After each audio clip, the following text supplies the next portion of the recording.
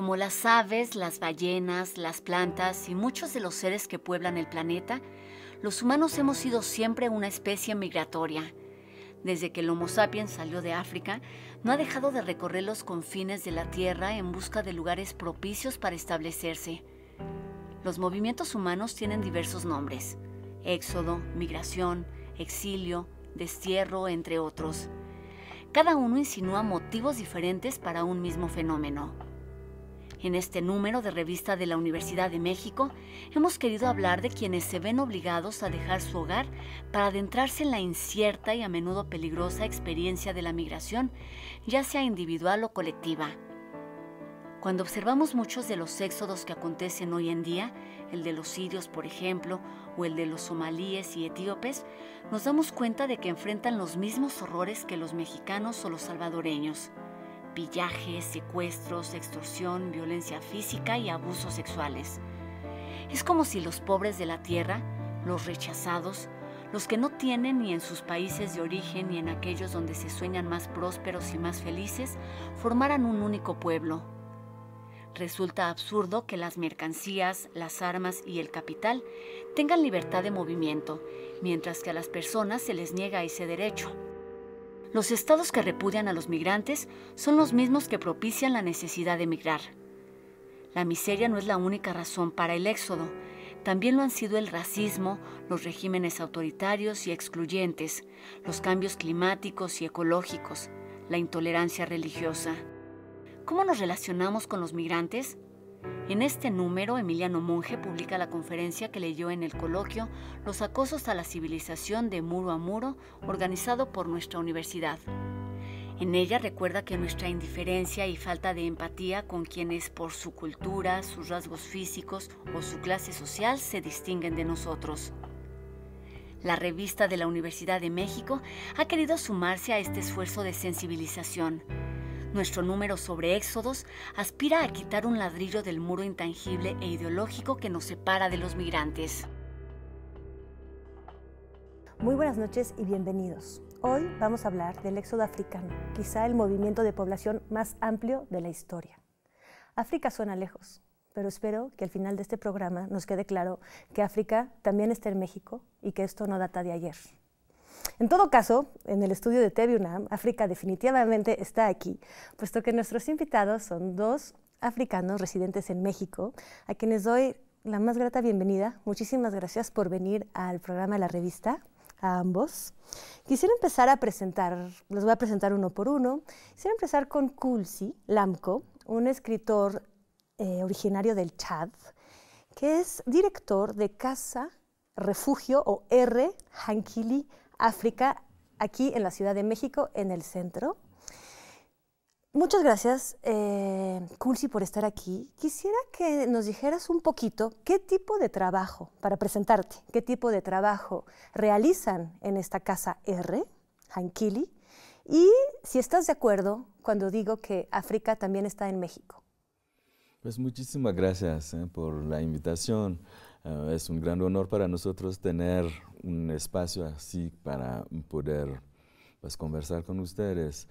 En la Casa R, que es resistencia, que es refugio, que es rebeldía también, en la Casa Hankili África tenemos dos ejes principales, ¿no? Recibimos artistas o escritores que tienen problemas en sus países y que necesitan un tiempo para alejarse, y con a veces obras más que de personas, ¿no? Se tratará, obras en peligro, y se quedan en residencia durante 1 año o 3 meses, mientras cuando están aquí dan conferencias en universidades, en instituciones públicas, o también talleres cuando son artistas en faros, en las instituciones culturales, para tener una presencia de África aquí en México, llevando lo que pensamos que tiene que ser positivo, porque siempre está algo que estamos trayendo. No quiero decir que es como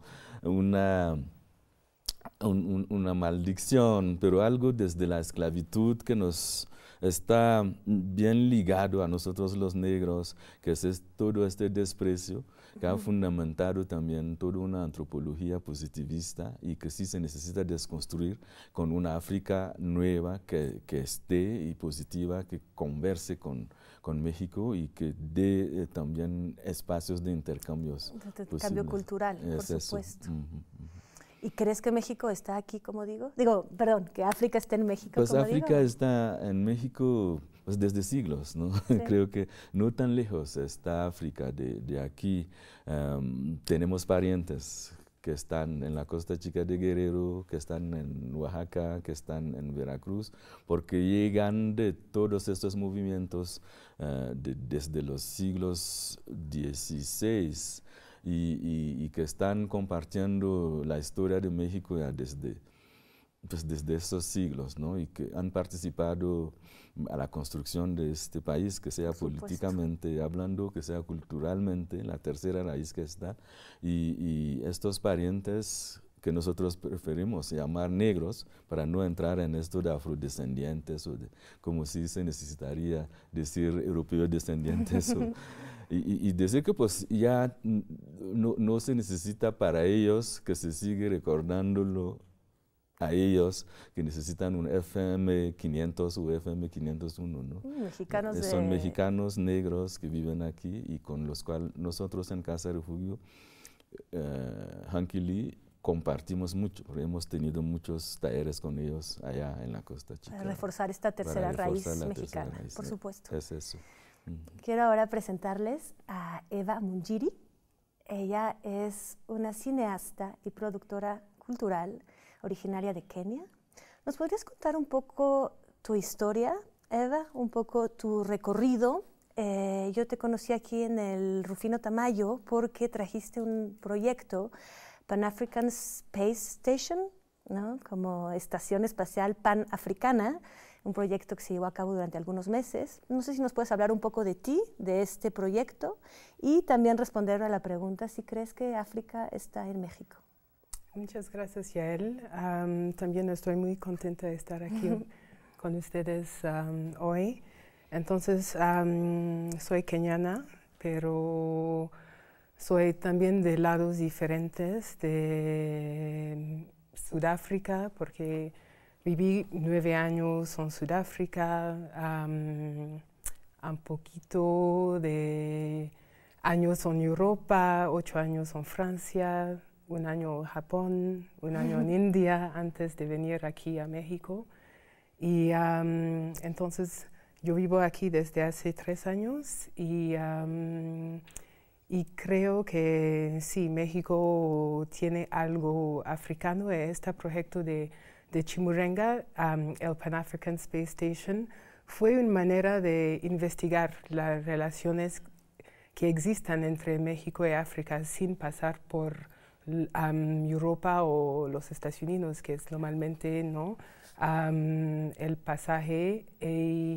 Y fue una oportunidad también de encontrar gente que hacen cosas aquí, como Kulsi y la Casa Hanquili, que fueron invitados, pero también gente de teatro, músicos, escritoras, que en su trabajo aquí en México hay algo, un perspectivo que tiene un lazo con África. Por nosotros el lazo con África no es únicamente alguien que escribe sobre África, pero alguien que tiene una perspectiva que podemos tener similitudes, ¿no? Sí. No sé cómo explicar, por ejemplo, con la gente de teatro, Lagartijas tiradas al sol, ¿no? Que hablan de colonización, de cómo ahora, 500 años después, hay todavía algo en la política mexicana que tiene un trace de este movimiento. En África podemos ver algo de este. Entonces, por nosotros hay una relación entre el trabajo de Lagartijas con África, pero Lagartijas no tiene algo real de África con con sus... Pero afinidades, entonces, afinidades y afinidades, enriquecimiento por historias a veces paralelas que se pueden encontrar. Exactamente, sí. De acuerdo. Se oye mucho de los desplazamientos africanos en la actualidad, ¿no? Estos éxodos que se están dando en este momento por todo tipo de problemas políticos y económicos, geopolíticos. ¿Ustedes los han percibido, sobre todo en el trabajo en la Casa R. Hankili, en México y quizás en una perspectiva más mundial, para salirnos un poco de México? ¿Qué retos enfrenta el éxodo africano? Es decir, voy a quizás hacer una pequeña pausa. El éxodo creo que implica una promesa. Es decir, el éxodo bíblico, sales de un lugar, sale todo un pueblo para instalarse en otro lugar. No es como un exilio que uno ve atrás y está esperando el momento temporal de volver, sino es realmente un desarraigo y un nuevo enraizamiento, si queremos. Entonces, ¿qué retos enfrenta el éxodo africano, según ustedes, en el mundo y en la actualidad, para darse como promesa, para instalarse, para ser exitoso? Bueno, pues yo empezaré diciendo gracias a los mexicanos, porque desde siempre ya tengo cerca de 15 años aquí y la casa tiene 14 años más o menos. Y siempre los que vinieron en México, de los africanos que conozco, fueron muy bien recibidos. Y yo, por ejemplo, vine para estar 2 años y ahora tengo 15. Es decir, que hay algo que es particular y que hay que reconocer en este pueblo que siempre nos ha acogido con mucha benevolencia, con amistad y todo. El reto principal actualmente, creo que estamos en un mundo globalizado en el cual todo se está moviendo, en el cual las fuerzas de las multinacionales, es decir, de estas finanzas, se están juntando con fuerzas políticas para impedir que la gente siga en sus lugares, más allá de los cambios climáticos y cosas así. Entonces, África nunca se ha enfrentado a un exodio tan voluntario, por fin, en su historia. Salimos nosotros hace siglos, pero como esclavos. Claro. Nunca fuimos a conquistar a nadie.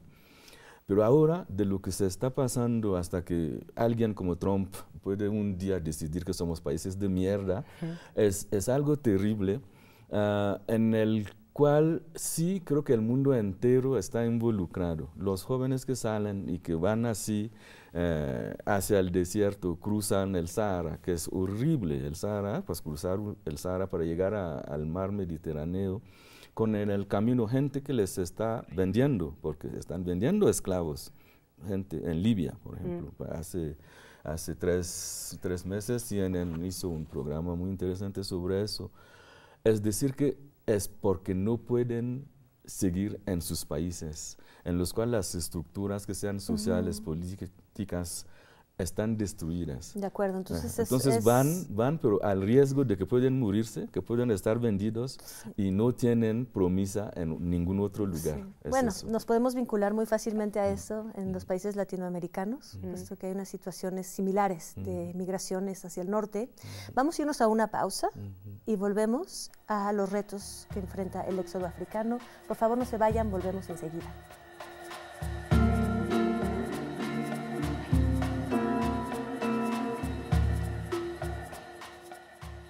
Bienvenidos de vuelta. Estábamos platicando de los retos que enfrenta el éxodo africano en el mundo, en los países de acogida, para florecer, para integrarse, para lograr una simbiosis con las poblaciones de acogida. Kulsi nos comentaba los problemas que tienen los africanos que salen, por qué salen y lo que tienen que atravesar para llegar a los países a los que se dirigen. Eva, ¿tú nos puedes quizás dar una perspectiva, ya que te has movido tanto en el mundo y me imagino que en cada país has visitado las comunidades africanas? ¿Cuáles son los retos de este éxodo para integrarse? Creo que hay todavía estereotipos importantes en lugares diferentes sobre africanos, de gente que no conozco, que no conoce africanos, ¿no? Pero violencia, de hipersexualidad, O sea, que se cree que los africanos son de esa manera. Sí, sí, creo en lugares diferentes hay todavía muchos estereotipos. La única manera de encontrar, de cambiar esta manera de pensar es de tener lugares que la gente se encuentra, ¿no? Creo también que en Europa, principalmente los Estados Unidos, la cuestión de legalidad es súper importante. Gentes que llegan sin papeles tienen una vida más difícil que gente que llegan con papeles de estudiantes, etcétera, etcétera. Y ahora creo un ejemplo de una manera de integrarse de africanos en el mundo, la gente que migran, pero de situaciones diferentes, porque tenemos este lado de migración que es muy violento, y tenemos el otro lado de gente que llegan con estudios, con razones familiares. Ahí tenemos una oportunidad de integrarse en una sociedad más fácilmente. Son dos cosas muy diferentes, ¿no? El éxodo de refugiados políticos, el éxodo de gente que de una manera quieren una vida más fácil o mejor, ¿no?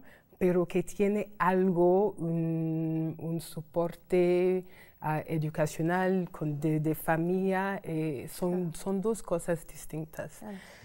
Es curioso porque mencionas Europa y quizás en las noticias de lo que más, lo que se llama el reportaje de la actualidad, es donde más fricciones hay o donde más parece haber problema, cuando en América Latina tenemos la mayor población de origen africano. Los 5 primeros países en tener más poblaciones africanas son de nuestro continente, son Brasil, son Estados Unidos, Cuba, Venezuela, Colombia, en fin. Y México está en medio de todo esto. Por supuesto que tenemos aquí esta tercera raíz, no hay manera de estar fuera de este movimiento.